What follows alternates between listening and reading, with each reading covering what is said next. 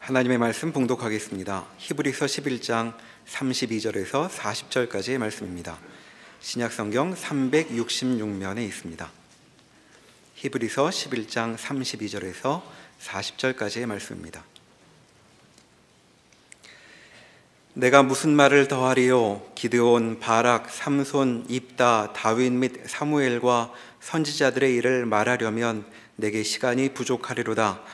그들은 믿음으로 나라들을 이기기도 하며 의를 행하기도 하며 약속을 받기도 하며 사자들의 입을 막기도 하며 불의 세력을 멸하기도 하며 칼날을 피하기도 하며 연약한 가운데서 강하게 되기도 하며 전쟁에 용감하게 되어 이방 사람들의 진을 물리치기도 하며 여자들은 자기의 죽은 자들을 부활로 받아들이기도 하며 또 어떤 이들은 더 좋은 부활을 얻고자 하여 심한 고문을 받되 구차히 풀려나기를 원하지 아니하였으며 또 어떤 이들은 조롱과 채찍질 뿐 아니라 결박과 옥에 갇히는 시련도 받았으며 돌로 치는 것과 톱으로 켜는 것과 시험과 칼로 죽임을 당하고 양과 염소의 가죽을 입고 유리하여 궁핍과 환난과 학대를 받았으니 이런 사람은 세상이 감당하지 못하느니라.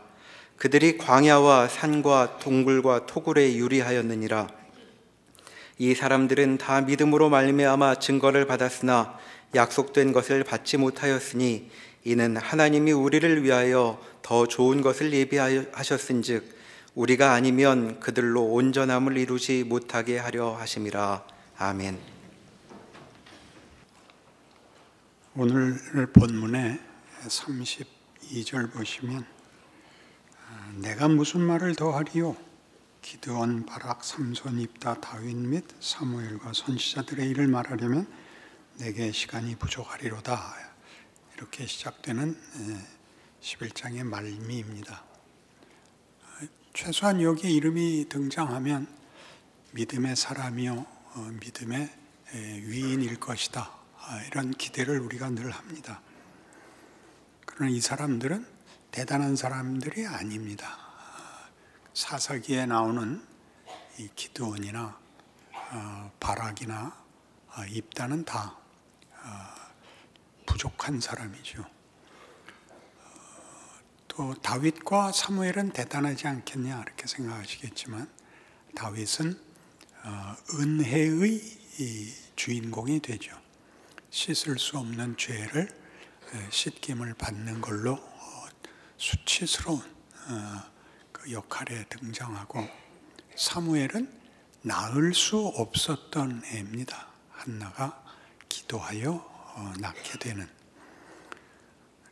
히브리서 11장에서 하고 싶은 이야기는 믿음이라는 것이 이런 우리가 기대하는 것과는 다르다. 용도가 다르다. 평가가 다르다. 그런 이야기지요. 믿음이란 은혜와 책임이 그 안에 함께 물려 있는데 근거와 시작은 은혜고 목표와 목적, 내용은 책임이 됩니다. 우리는 기독교가 은혜와 사랑과 믿음의 종교라고 얘기하면서도 늘 이 세상적인 이해에서 벗어나질 못하는데요.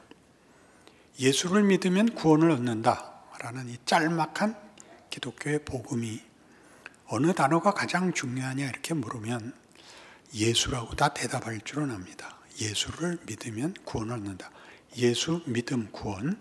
그래서 예수인데 그 예수가 주인공이라고 얘기하면서도 결국 매사에 기독교 신앙을 평가할 때는 믿음이 등장합니다. 넌 믿음이 없어. 난 믿음이 없어. 내 믿음은 연약해.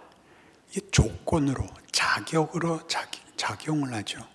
예수는 조건과 자격을 깨로 들어오셨는데 우리는 끊임없이 그 은혜를 다시 조건과 자격화합니다.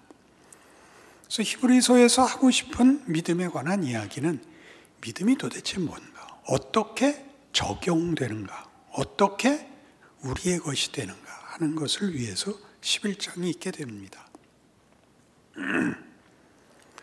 믿음은 그 시작이 이것입니다. 인류가 하나님 앞에서 책임 있는 선택을 실패하는 바람에 하나님께서 새로이 도입한 하나님의 기적이요, 은혜요, 권능입니다. 아담이 하나님을 선택하지 못하고 죄를 선택했기 때문에 실패한 필멸의 존재들을 구원하기 위하여 하나님이 새롭게 도입한 겁니다. 우리는 그걸 이렇게 얘기할 수 있습니다. 재창조다, 부활이다, 구원이다. 그렇습니다. 그 구원과 재창조와 부활이 다 이 믿음이라는 단어 속에 포함되어 있는 것입니다. 믿음이란 하나님이 잘못 선택한 우리를, 그래서 하나님께 벌을 받아야 하는 우리를 용서하시고 구원하시는데, 그 구원의 가장 중요한 내용이 아담같이 그 선택을 하나님을 외면하는 것으로 하지 않고 하나님을 즐거워하는 것이 되게 하는 것이 믿음이라는 이 단어 속에 들어있는 하나님의 수단과 방법, 재창조에 있어서의 가장 중요한 초점입니다. 그래서 믿음을 논하는 오늘 이 32절에서 마지막까지 얘기해도 기드온, 바락, 삼손, 입다, 다윗, 사무엘은 왜 등장하느냐 하면 처음에 시작할 때부터 한 것 같이 아브라함이 등장하기 전에도 이미 아벨에게도 나타나셨고 에녹에게도 나타나셨고 노아에게도 나타나신 것 같이 하나님을 배반하고 사망의 운명을 스스로 자초한 인류를 하나님이 외면하지 않으셨다. 그때도 간섭하셨다. 그것이 이 사람들의 이름을 열거해서 얘기하는 겁니다. 사사 때 그들이 하나님을 외면하고 파멸의 길로 갈 때 내가 놔두지 않고 간섭하여 그들을 구원했다. 다윗 시대도 사무엘을 허락한 이유도 하나님이 인류의 역사, 인류라는 존재와 운명에 대하여 절대 포기하지 않고 당신의 창조와 당신의 목적을 이루기 위하여 여전히 개입하고 있었다. 그리고 이제 예수까지 보냈고, 그래서 우리를 하나님이 원래 창조했을 때의 목적, 우리가 기꺼이 하나님을 즐거워하는, 하나님을 선택하는, 하나님을 기꺼이 순종하는 책임 있는 하나님의 피조물로 그가 목적하신 대로 개입하시고 일하고 있다. 그렇게 증언하는 것입니다. 우리가 은혜를 받는 것은 만일 우리가 공짜로 학교를 가게 됐다면, 은혜로 학교를 가게 됐다면 은혜가 우리를 훌륭하게 만들기 위해서 학교에 보낸 겁니다. 여기를 자꾸 놓칩니다.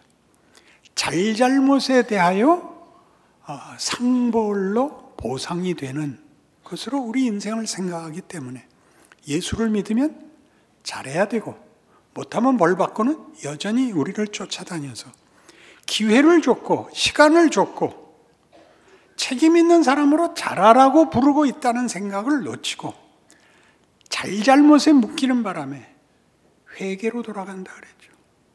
히브리서는 전부 십자가 얘기를 하지 않고 십자가로 승리한, 그래서 승천한 하늘 보좌 우편에 앉으셔서 우리를 위하여 지금 기도하시는 예수님을 논하고 있고, 우리 인생도 예수를 믿은 다음으로서의 오늘 현실을 성경은 우리를 주목시키고 우리를 경고하고 격려하고 있는 것입니다. 잘 살아라, 공부 잘해라, 그런 얘기죠. 돌아가 죄를 고백하고 십자가 밑에 가서 울고는 지금은 그건 시작이고 그건 과거고, 그래서 오늘이 있는 것이다, 이렇게 가는 거라고요. 그러니 책임 있는 자가 되기 위하여 분발을 해야 되는 자리지, 자격과 조건을 만들거나 무흠하고 벌 받을 일이 없는 것을 전부로 알고 있어서는 안 되는 것입니다. 답답한 문제죠. 그죠? 기도시키면 밤낮 난 얼마나 자격이 없는가를 나열하지 말고, 하나님 오늘 멋지게 살기 힘 주시옵소서. 내일은 더 잘하겠습니다. 어저께 건 묻지 마십시오. 그래야 되는 거라고요. 어제를 얘기하면 오늘은 그러지 않겠습니다라는 의미로 어제를 얘기하고, 잘못을 회개하려면 거기서 일어난 얘기, 일어나려는 얘기를 해야죠. 가장 대표적인 사람이 누굽니까? 욥이죠. 욥은 의인인데 억울한 일을 당했습니다. 친구들이 와서 네가 고난받는 것은 네가 틀림없이 잘못했기 때문에 받는 벌이다. 나 잘못한 일 없다. 너 말을 그따위로 하는 것만 봐도 넌 죄인이다. 아니다. 난 그거 받아들일 수 없다. 하나님이 나중에 등장하셔서 무슨 답을 내는 거예요. 내가 너를 만들었을 때는 잘잘못을 기준으로 하는 내용으로 만들지 않았다. 너는 나의 통치와 나의 창조의 통치에 참여하는 동반자다. 그래서 욥이 뭐라 그래요? 티끌과 잭 가운데서 회개합니다. 내가 고난을 당해서 모든 걸 뺏기고 내 몸이 병들어 있는 이런 조건이라도 이제 상관이 없습니다. 나는 하나님의 일하심에 동참하겠습니다. 분연히 일어나죠. 여기를 요구하고 있는 것입니다. 티끌과 재 가운데서 자격, 환경, 조건, 하나 더 나가서 티끌과 재로서 내가 아무리 한심해도 상관없습니다. 나는 하나님의 통치의 동반자로 하나님이 부르신, 하나님이 목적하신 영광의 자리에 기꺼이 서겠습니다. 이렇게 나가는 거라고요. 그게 믿음장이라고요, 지금. 어떻게 믿음이 좋아서 무흠하고 완벽하고 걱정할 일이 없고 죄책감이 없는 자가 되는 게 전부인. 그래서 늘 그저 다음은 하지 맙시다. 그래서 제가 쏜 좋은 글이 있습니다. 어느 책이었는지 기억이 나지 않는데, 성경은 추상적 원리를 고집하고 있지 않다. 원리를 구현하고 거기에 실체를 부여하는 생생한 삶과 구체화된 역사적 실존을 가리킨다. 그러니까 이런 거예요. 추상명사가 되고 명분이 되고 규칙이 되는 게 아니라 그게 콩나물이고 그게 비빔밥이고 그렇게 정말 우리의 양식이고 그걸 먹어서 우리가 뭘 할 수 있는 영광과 책임과 어떤 위대한 것을 행사하는, 분별하고 행사하는, 행하려면 짐을 져야죠, 당연히. 짐을 질 실력이 있는, 근력이 있는 그런 존재를 만들려는 것이 믿음이 도입된 이유입니다. 말하라고 준 것이 아니라 실체화되라는 것입니다. 그게 인생이죠. 그게 역사죠.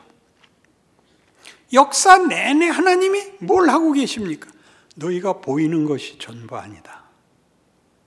보이는 것, 잘잘못, 인과율, 보응의 법칙이 전부 아니다. 너희는 잘하면 복 받는 정도가 아니다. 잘하면 보상을 받고 잘못하면 벌을 받는, 난 그런 하나님이 아니라 너희를 복되게, 너희를 위대하게, 그래서 사랑과 믿음의 대상으로 요구하고 있는 하나님이다. 사랑과 대상은 뭐죠? 대등한 관계가 되는 것이에요. 신이라는 존재와 피조물이라는 존재가 대등할 수 없습니다. 그러나 관계에서 대등하자입니다. 여러분, 결혼할 때 너무 기운다 그런 말을 쓰는 적이 많죠. 어떤 거 갖고 그럽니까? 보통 가문을 갖고 그러죠. 가문이 뭐 어쨌다는 거예요? 배운 집과 상대적으로 못 배운 집이 있을 수 있고, 상대적으로 부하고 권력을 쥔 집과 지위가 있는 집과 그렇지 못한 집을 이렇게 기운다 그런 말을 하죠. 그러나 결혼은 그거를 극복합니다. 그렇지 않습니까? 사랑은 그걸 극복한다고요. 사랑할 대상이 없고 결혼하기 위해서 조건을 따지면 별의별 게 다 꼴보기 싫어요. 공부 잘한 것도 꼴보기 싫고 잘생긴 것도 꼴보기 싫어요. 잘생겼는데 왜 여태껏 장가 못 가고 나한테까지 사진이 왔대? 이렇게 되는 게 우리가 현실이에요. 근데 뿅 한 번 가면 뭐든지 감수해요. 유전병이 있대. 내가 참고 살게.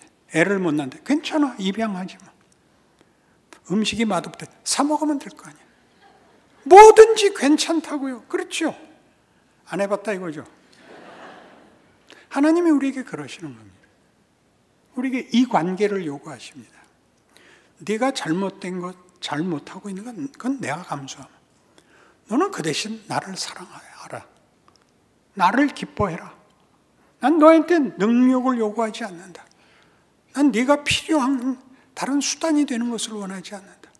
네가 없어도 되고, 네가 못나도 되고, 네가 괴팍해도 된다. 그러나 나를 사랑해도. 그게 기독교예요. 참으로 무섭죠? 그래서 성경에 하는 이런 핵심된 내용에 대한 레슬리 뉴비긴의 그 경험담이 있습니다. 레슬리 뉴비긴은 영국 성공의 주교였는데 인도 선교사로 가서 30년 동안 힌두교도들을 기독교로 개종하는 선교사 역할을 한 분입니다. 그래서 그가 한 방법은 힌두교도들 중에 사제들을, 그러니까 지도자들과 그룹을 만들어서 그들에게서 힌두교를 배우고 동시에 자기가 기독교를 소개하는 일을 했습니다. 그래서 그 중에 여러 지도자 중에 또 특별한 지도자를 포함시켜서 성경을 이제 줬죠. 영어로 된 성경을 줘서 그들로 읽게 했는데 그 중에 한 사람이 이렇게 말을 했습니다.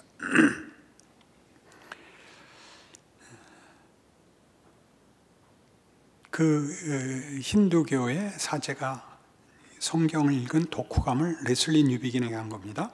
내가 보기에 성경은 우주의 역사, 곧 창조세계 전체의 역사와 인류의 역사를 독특하게 해석한 책입니다.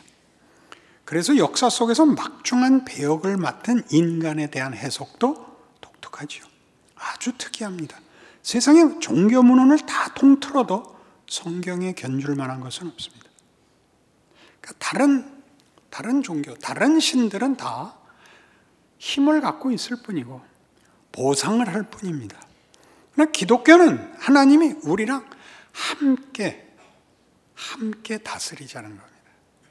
창조에, 부활에 우리를 동반자로 요구하고 있습니다. 책임 정도가 아니죠. 어떤 권력을 가지는 겁니다. 하나님과 함께. 오죽하면 예수님이 요한복음에서 이렇게까지 얘기했겠어요. 요한복음 14장에서 그랬죠. 나를 믿는 자는 내가 하는 일을 저도 할 것이요. 이보다 큰 일도 하리라. 하나님은 그렇게 우리를 요청하고 있습니다. 믿음은 말하자면 그런 겁니다. 이 일을 이루기 위해서 하나님이 시작하시고 그 아들도 주시고 역사 내내 보여주고 있습니다. 하나님의 개입을, 하나님의 자유, 긍휼, 인내, 권력, 이게 다 동원된 인류 역사를 보면서 우리가 인류 역사가 멸망하지 않고 여기까지 온 건 정말 기적이다. 역사학자들의 얘기입니다. 왜 아직까지 역사가 멸망하지 않았을까요? 하나님이 지키고 있기 때문입니다. 그럼 왜 어떤 답을 내지 이렇게 질질 끌고 있는가? 이렇게 길어야 된답니다. 소설이 길어야죠. 절정을 가려면 곡절이 있어야 될 거 아닙니까? 그는 어디서 태어났고 유년 시절을 어떻게 보냈고 부모는 누구고 그가 사는 동네는 어떤 때였고 시대는 어떤 때였는가? 그러니까 줄줄이 꿰어져야죠. 왜 그렇죠? 그래야 본문이 담기죠. 명분으로 돌아다니면 스토리가 없고 스토리가 없으면 전후가 없고 전후가 없으면 곡절이 없고 곡절이 없으면 절정이 없습니다.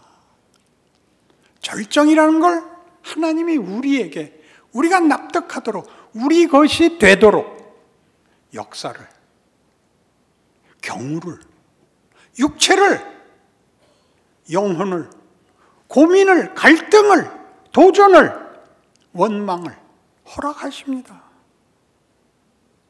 아무런 갈등 없이 정답으로 크는 것을 우리는 비정하다 그럽니다. 무정하다 그럽니다. 우리는 죄가 더 많은 역할을 하는, 죄가 더 큰 권력인 존재라는 걸 다 아니까 객관성을 가지는 것, 사심이 없는 것을 최고의 답으로 생각하고 있지만, 그러니까 가장 소극적이고 부정적이죠. 성경은 더 하려는 거죠. 부활이 있다는 거죠. 괜찮다, 해봐라. 해보고 실패해서 배워라. 실패가 손해보지 않는다, 그렇게 얘기하는 것입니다. 그러니 오늘 본문에도 나오듯이 믿음으로 이기기도 하고, 믿음으로 기적을 만들기도 하고, 믿음을 가졌으나 핍박에 받아서 죽기도 하고, 억울하기도 하고, 망하기도 하고가 같이 들어 있습니다. 예수님의 생애와 똑같습니다. 예수님은 무한하신 분이 한 여자의 뱃속에 들어옵니다.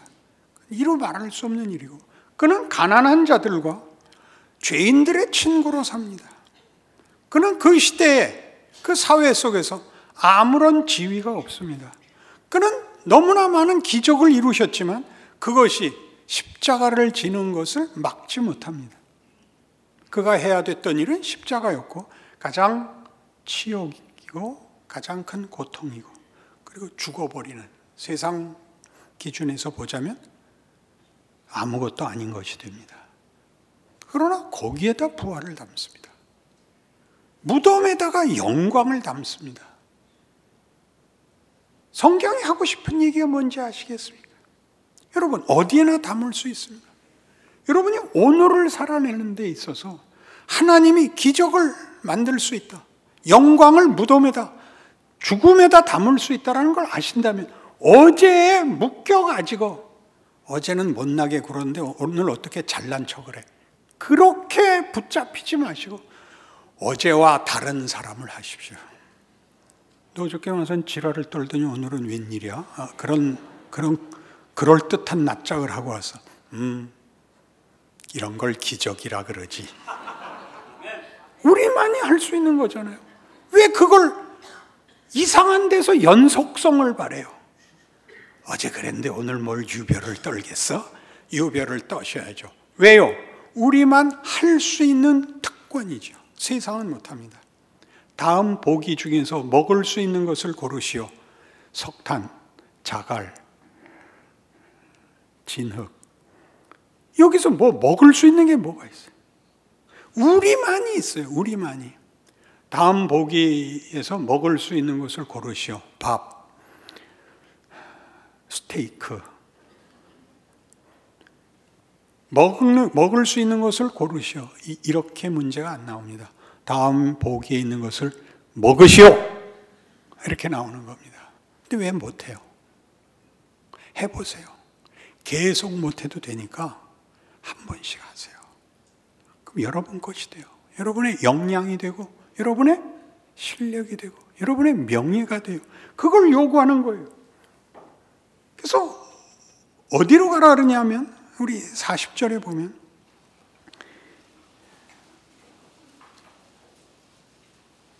(38절부터) 볼게요. 이런 사람은 세상이 감당하지 못하느니라. 그들이 광야와 산과 동굴과 토굴에 유리하였느니라. 이 사람들은 다 믿음으로 말미암아 증거를 받았으나 약속된 것을 받지 못하였으니. 이건 뭐냐면, 드라마가 아직 끝이 안 나서 그들의 배역이 끝났을 때 드라마가 아직 결론을 내지 않아서 그들이 어떻게 뭔지 증거는 갖고 있었으나 약속은, 결과는 못 봤다예요. 뒤를 우리가 잊고 있는 거예요. 뒤를. 그게 40절이에요. 이는 하나님이 우리를 위하여 더 좋은 것을 예비하셨은즉 우리가 아니면 그들로 온전함을 이루지 못하게 하려 하심이라. 드라마가 끝이 좋아야 앞이 다 좋아요. 앞에 고생한 것도 복이고, 앞에서 바보같이 군 것도 복이에요. 뒤가 망하면, 앞에 아무리 잘했어도 망하는 거죠. 그 뒤를, 오늘을 사는 자들이 갖고 있다고요. 우리 선조들을 봤잖아요. 이 히브리서에서 제일 크게 책망한 게 어디였죠? 출애굽해서 광야에서 가나안 안 들어가고 애굽으로 돌아가자 그런가. 그게 제일 못난 짓이었다. 나왔는데 다시 돌아가자 그랬다. 그건 안 된다. 그래서 어디서 죽었다? 광야에서 죽었다. 뭘 해라? 들어가라. 가나안을 들어가라. 가나안을 들어가라. 너희에게 준 특권을 누려라. 너희에게 책임이고 너희에게 짐으로 보일지 모르지만 그게 명예다. 네가 사는 과거를 다 승리케 하는 오늘을 가지고 있다. 네 책임이고 권리다. 이렇게 말하는 것이죠. 톰 라이트는 히브리서 주석에서 이렇게 얘기합니다.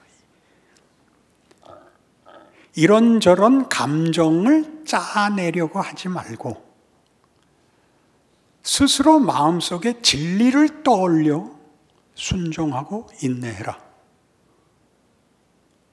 무슨 말인지 아시겠죠? 여러분, 울어서 속 시원한 게 아니라 눈물 나는 걸 닦으면서 갈 길을 가야 된다고요. 이런저런 감정을 짜내려 걸지 말고 울지 마세요. 그 십자가 밑에 가서 생각하세요. 그래, 여기가 출발점이었어. 하나님이 그 아들까지 십자가에 못 박아서 죽음을 뒤집으셨어. 내가 돌아갈 수 없어. 시작은 이미 했어. 쫓아가야 돼. 그렇게 생각을 하시라고요. 오늘을 살아야 돼. 그래서 성경이 하는 얘기들을 잘 생각해 보세요. 죄의 종로로 타지 말고 순종의 종이 되라.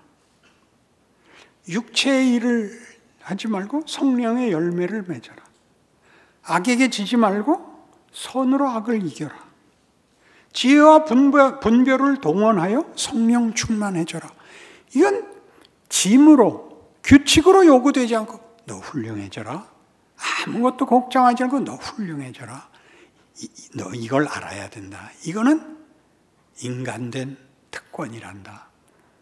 음악도 알고 미술도 알고 그리고 건강해야 된다. 그래서 너 늘 푸른 나무가 되라. 풍성한 열매를 맺어라. 이게 어떻게 짐이고 어떻게 강요겠어요. 그것은 얼마나 감사한 뭐라 그래야 돼요. 감사한 주문이겠어요. 만들어서 달래는 게 아니잖아요. 우리 보고 되라는 거잖아요. 그게 우리의 한 개인이 가지는 인생에서 이 시대를 사는 현대인, 오늘이라는 날을 사는 실존인으로서 기독교 신앙이 어떻게 실천되고 본인의 기회이고 명예로운 책임인가를 이해하는 성경의 요구입니다. 그런 여러분의 오늘이라는 날을 우리만이 해볼 수 있고 우리만이 할 수 있는 기적이고 특별하고 위대하고 명예로운 것을 놓치지 마십시오. 그 영광을 기억하셔서 여러분의 하루하루가 참으로 기쁨과 감사로 채워지는 그런 신자의 생애가 되시길 바랍니다. 기도하십시다. 하나님 아버지, 우리의 인생은 짧지만 하나님은 얼마나 많은 것을 담으시려고 하는지요. 우리 인생 속에 출애굽도 있고 바벨론 포로도 있고 십자가도 있고 그리고 가장 중요하게 하나님의 기다리심이 있습니다. 하나님, 하루라도 빨리 명예와 영광을 확인해야 됩니다. 우리의 인생을 울고 불고로 버무리지 말고 감사와 자랑과 기쁨과 하나님이 우리에게 요구하신 깊고 깊은 하나님을 아는 지식과 능력으로 채우사 매일이 하나님과 동행하고 기쁘고 자랑스럽고 모두에게 영광이 되는 그런 인생을 사는 우리가 되게 하여 주시옵소서. 예수님 이름으로 기도합니다. 아멘.